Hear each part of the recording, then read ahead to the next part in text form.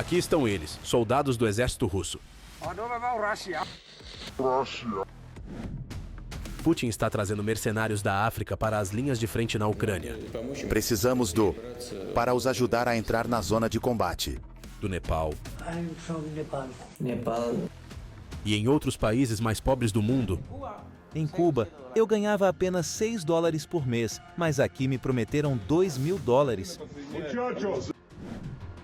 Uma reunião de pessoas muito distantes da esfera militar agora faz parte do exército russo.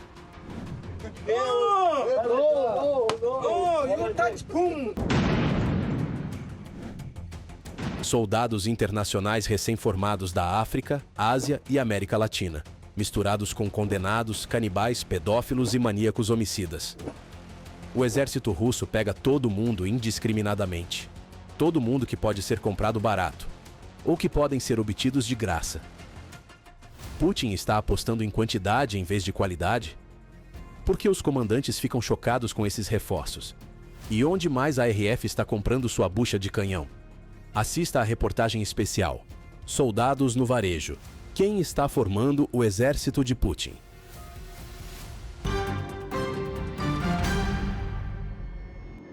O exército russo está desesperadamente com falta de homens. As perdas na frente são enormes. Em média, 1.500 soldados são mortos ou gravemente feridos todos os dias. O Kremlin precisa urgentemente trazer novas pessoas para substituir os mortos. Não há contratados suficientes para isso. E não há pessoas suficientes dispostas a morrer por dinheiro. Putin não quer realizar uma mobilização em massa. Então, ele encontrou uma saída, que parece barata e fácil, para atrair os habitantes dos países mais pobres do mundo com dinheiro. O recrutamento está em pleno andamento na África, Somália, Gana, Burkina Faso, Serra Leoa. Agentes russos prometem aos cidadãos desses países muito dinheiro, para os padrões locais. Eles os atraem para a Rússia. Muitas vezes mentem para eles, dizendo que estão indo trabalhar na Rússia. Quando os africanos chegam, eles são jogados para a frente de batalha na Ucrânia. Alguns deles conseguem ligar para casa e entrar em contato com jornalistas. Eles imploram por ajuda. Estou implorando aos meus compatriotas ganenses que nos ajudem a sair daqui. Por exemplo, em agosto deste ano, cidadãos do estado africano de Gana foram para a Rússia, onde lhes foram prometidos empregos como guardas de segurança em uma empresa agrícola. Imediatamente após sua chegada à Rússia, os homens foram levados para Kostroma e receberam contratos de trabalho para assinar, conforme lhes foi dito. Ele nos disse, assine. Vocês não confiam em mim? Os africanos assinaram o documento sem sequer lê-lo, porque não entendem uma palavra em russo. O papel acabou sendo um contrato de recrutamento para o exército russo para a guerra na Ucrânia. Em seguida, os homens foram transportados para a Donetsk ocupada. E lá, eles enfrentaram a realidade. O comandante nos disse que estávamos indo para a frente de batalha para lutar na guerra. Queríamos fugir, mas não podíamos. Não podemos ir a lugar algum, nem mesmo ao banheiro. Os militares nos seguem por toda parte. Muitos africanos aceitaram o fato de se encontrarem na frente de batalha. E alguns até sabiam desde o início para onde estavam indo. E os russos estão fazendo vídeos de propaganda com eles. Ou seja, eles estão lutando pela Rússia. Mas a única coisa que os mantém aqui é o medo e a perspectiva de dinheiro. Nenhum dos africanos sabe russo. Seu treinamento se transforma em a farsa.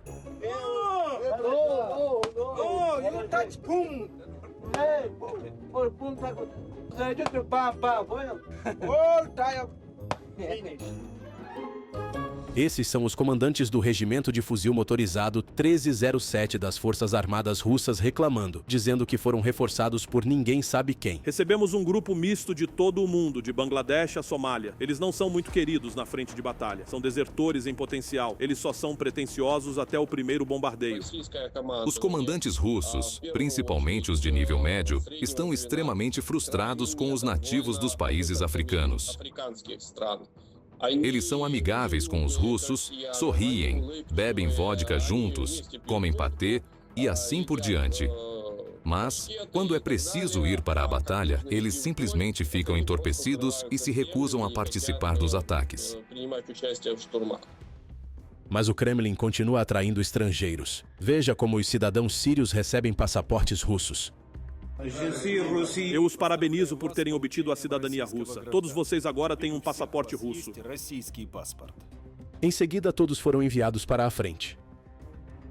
Putin assinou um decreto concedendo cidadania russa aos estrangeiros contratados para participar do chamado OMI.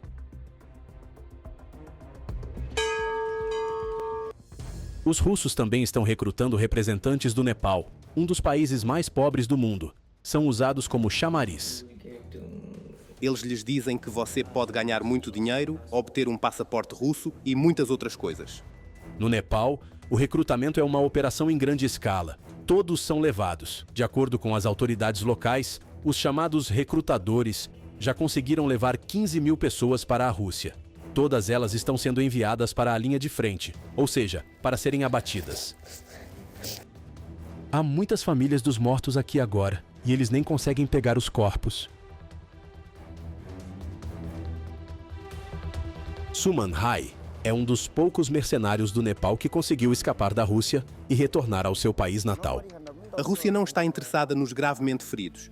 Se um soldado estivesse gravemente ferido, tínhamos que atirar nele no local. Os cidadãos do Nepal fogem do exército russo assim que têm a oportunidade. Por isso, eles são colocados na lista de procurados, embora ao mesmo tempo continuem a recrutar novos. Mercenários também estão sendo recrutados na América Latina. Cuba é outro país com pobreza desesperadora. Os homens daqui vão para a Rússia em massa. Em Havana, em quase todas as ruas, há famílias cujos homens foram para a guerra. É o que se fala entre os locais. Os recrutas cubanos estão ligando para seus parentes. Estamos aqui na Rússia, perto de Tula. Este é o nosso acampamento. Aqueles que vêm aqui, eles sabem o que estão fazendo. Eles estão vindo para a guerra. Então é hora de um breve treinamento. E então eles são enviados para a linha de frente. Aqui você pode ver um cubano transformado em artilheiro. Mas isso é uma exceção. A maioria deles se junta aos soldados de assalto. Eles morrem nas primeiras semanas. Suas famílias perdem tanto dinheiro quanto o provedor. Eles são forçados pela pobreza. Se não vivêssemos em tanta pobreza, tenho certeza de que nossos homens não iriam para a Rússia ganhar dinheiro. Mas a propaganda e Putin asseguram que os residentes da África, Ásia e América Latina vão à guerra quase sem interesse próprio, apenas para ajudar seus irmãos russos. Há pessoas que voluntariamente querem, além disso, não por dinheiro, vir. Temos que dar-lhes uma mão e ajudá-las a se deslocar para a zona de combate. Mal é uma mentira. É mais como o delírio de um louco. O fato de que seus cidadãos estão sendo atraídos com dinheiro para serem mortos é bem compreendido pelos governos do Nepal, Cuba e de outros países. E eles se opõem aos agentes russos. Já foram detidas 17 pessoas em Cuba por recrutar seus cidadãos para a Rússia. A punição para este crime é muito séria. Todos os fatos devem ser levados em consideração. Pode ser prisão por até 30 anos e prisão perpétua. A pena de morte também é aplicável. As ações dos detidos são consideradas mercenarismo e tráfico de pessoas. Da mesma forma, no Nepal, 20 recrutadores foram presos. Eles foram apreendidos com pacotes de moeda, passaportes e documentos falsificados. Para combater os agentes russos, o governo nepalês criou uma unidade policial especial para caçar intermediários. Eles atraem pessoas com a ajuda das redes sociais. Familiares dos nepaleses mortos realizam manifestações em frente à embaixada russa. As pessoas agora estão exigindo o retorno dos corpos dos mortos das autoridades russas.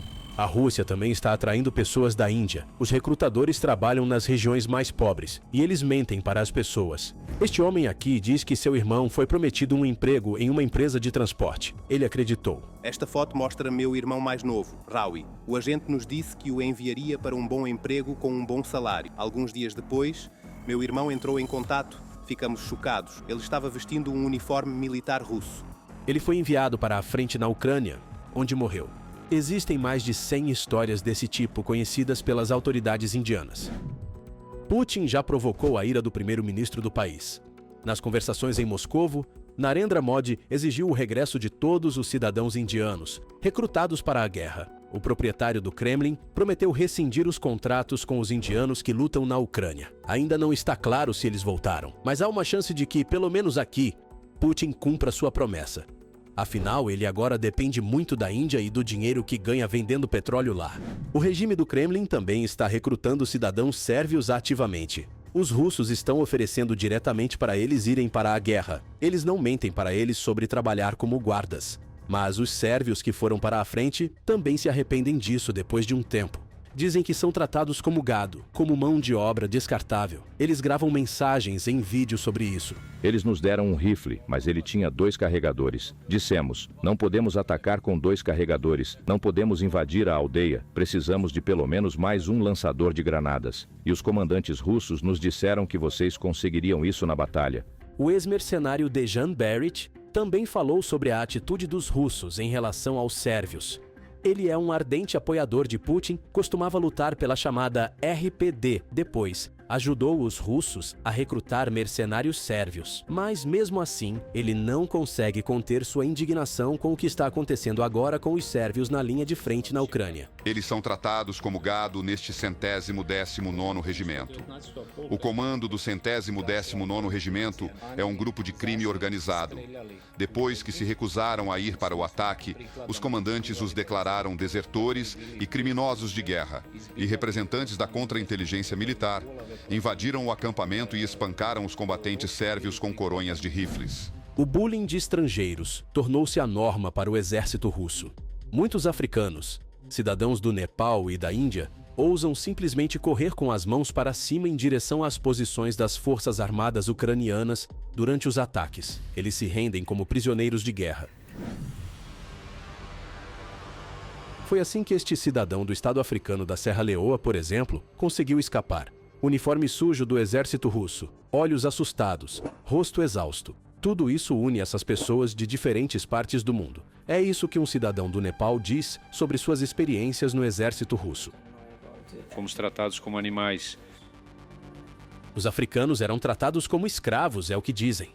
Todo o trabalho mais duro e nojento tinha que ser feito por homens de pele escura. E durante os ataques, eles eram empurrados à frente de todos os outros. Os russos ficaram atrás e atiraram em quem não seguiu a ordem, que consistia em uma simples palavra em inglês. Os comandantes russos estavam apenas gritando para nós: vão, vão, vão. Essa é a única palavra em inglês que eles conhecem. Cidadãos do Sri Lanka relatam terem sido espancados. Vimos um comandante russo espancando um singalês. Ele voltou muito machucado, com o rosto inchado, e percebi que eles também me bateriam se eu me recusasse a atacar. E aqui está um cidadão cubano descrevendo como os estrangeiros estavam equipados. Eu não tinha nem capacete nem colete à prova de balas. Era isso que eu estava vestindo. Na trincheira. E a promessa de grandes pagamentos acabou sendo um golpe.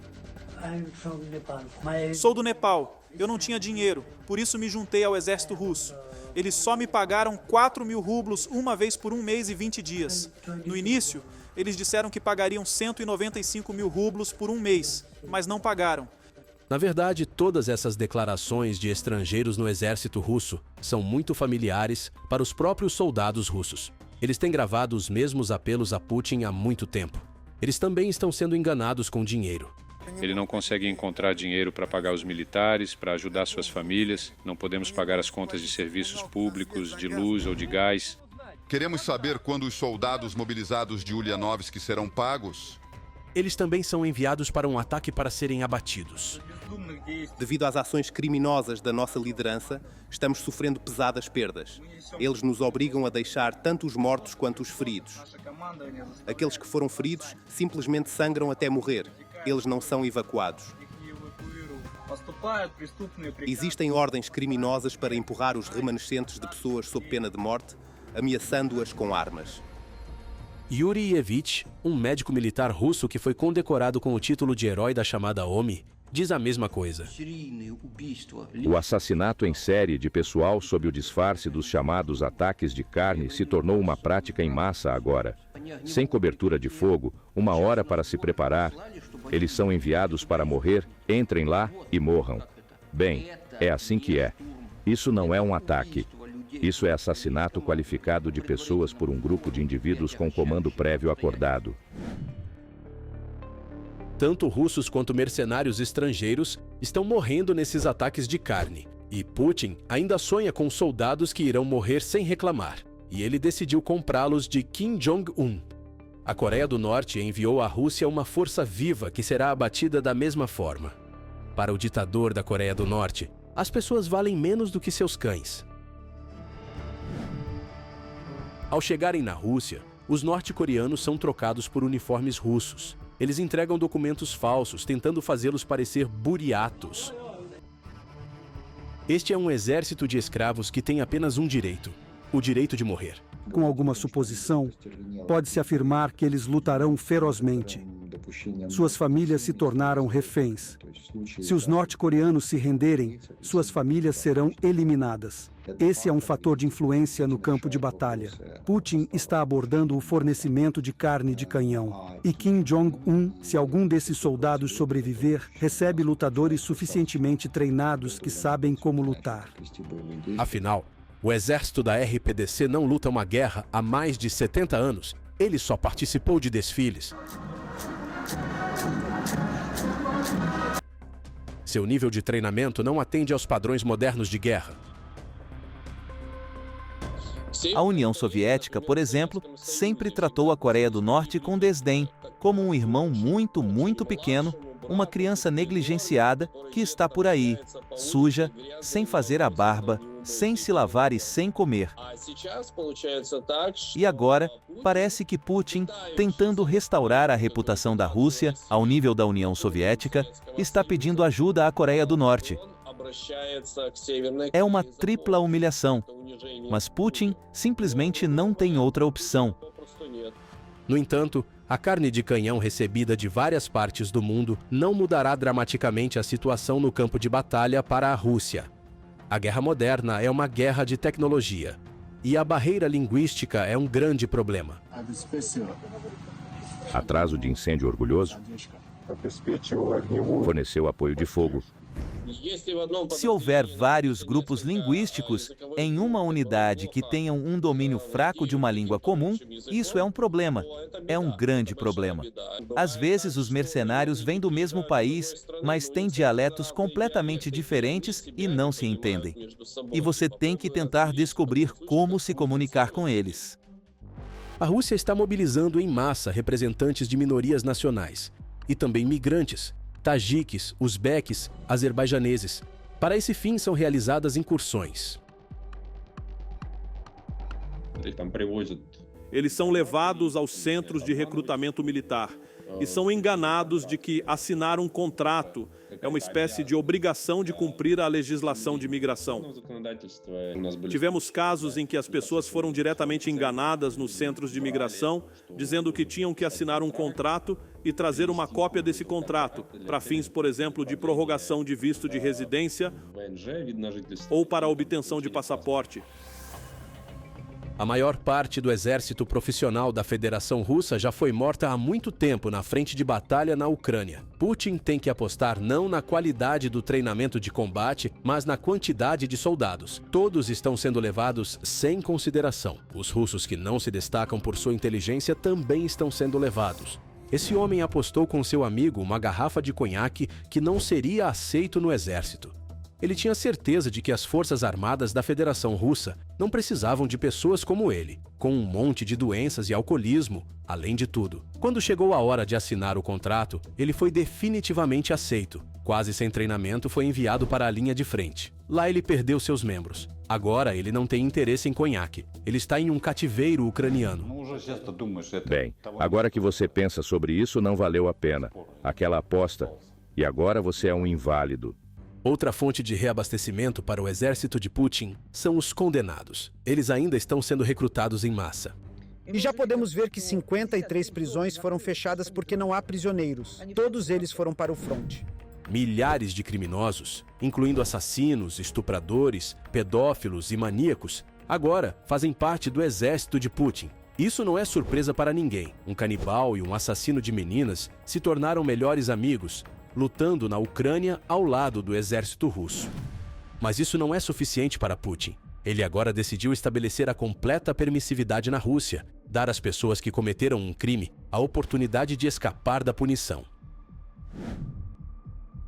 O proprietário do Kremlin assinou uma lei autorizando os contratos militares com os acusados na fase de processos legais, e assim os isentando de responsabilidade criminal. Até mesmo um assassino pego em flagrante pode dizer: estou pronto para me juntar ao exército russo, e ele não será mais julgado. Agora, esse direito de ir à guerra dá uma indulgência da responsabilidade criminal de qualquer ato que uma pessoa cometa. Os centros de detenção pré-julgamento já estão se preparando para enviar réus para a frente em massa, de acordo com ativistas de direitos humanos. Eles tornam as condições de detenção insuportáveis para que as pessoas entrem em guerra mais rápido. Há mais de 100 mil pessoas nos centros de detenção preventiva russos agora. As autoridades pretendem recrutar pelo menos metade deles. Provavelmente mais de 50 mil pessoas irão em um ano. Além disso, os policiais russos foram instruídos a recrutar os detidos antes de chegarem ao centro de detenção pré-julgamento.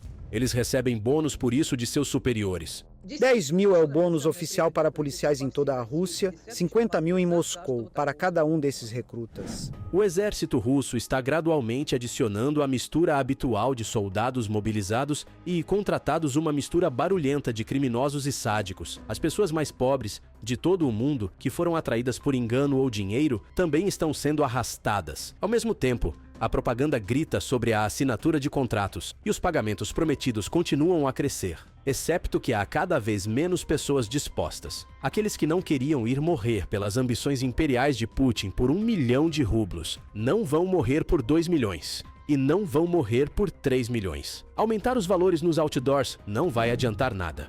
Acho que um russo médio que quer ganhar muito dinheiro muito rapidamente, tendo assinado um contrato com o Ministério da Defesa da Federação Russa, tendo se encontrado em uma trincheira com um africano, um norte-coreano, um canibal, um pedófilo e um estuprador maníaco, entenderá que, na verdade, esses ideais, o chamado homem, a glorificação de tudo, digamos assim, tomou um rumo errado em algum lugar.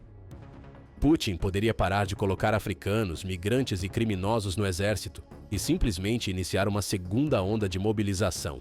Mas ele tem medo de fazer isso agora. Putin teme que a própria mobilização possa levar a distúrbios. E imprevisível de fato, porque até mesmo seus sociólogos da corte estão constantemente registrando um aumento na ansiedade das pessoas. A ansiedade crescente pode acabar se transformando no que Pushkin escreveu: uma revolta russa insensata e implacável. Eles realmente temem isso. Protestos já ocorreram em Daguestão, Iacútia e outras regiões. O movimento das esposas dos mobilizados está se espalhando cada vez mais pela Rússia. Uma nova onda de mobilização significará que Putin terá que sacrificar vacas sagradas e começar a prender pessoas em massa para a guerra em Moscou, São Petersburgo e outras grandes cidades. Haverá muitas mais pessoas insatisfeitas. Multiplique-os por 100, por 1000. Haverá um movimento em cada região que criará uma onda e, mais adiante, pode seguir uma trajetória imprevisível. Tudo isso pode começar com aquelas mesmas mães e esposas dos mobilizados. E depois disso, pode ser como um efeito dominó. Por exemplo, o Cáucaso e a região do Volga podem protestar.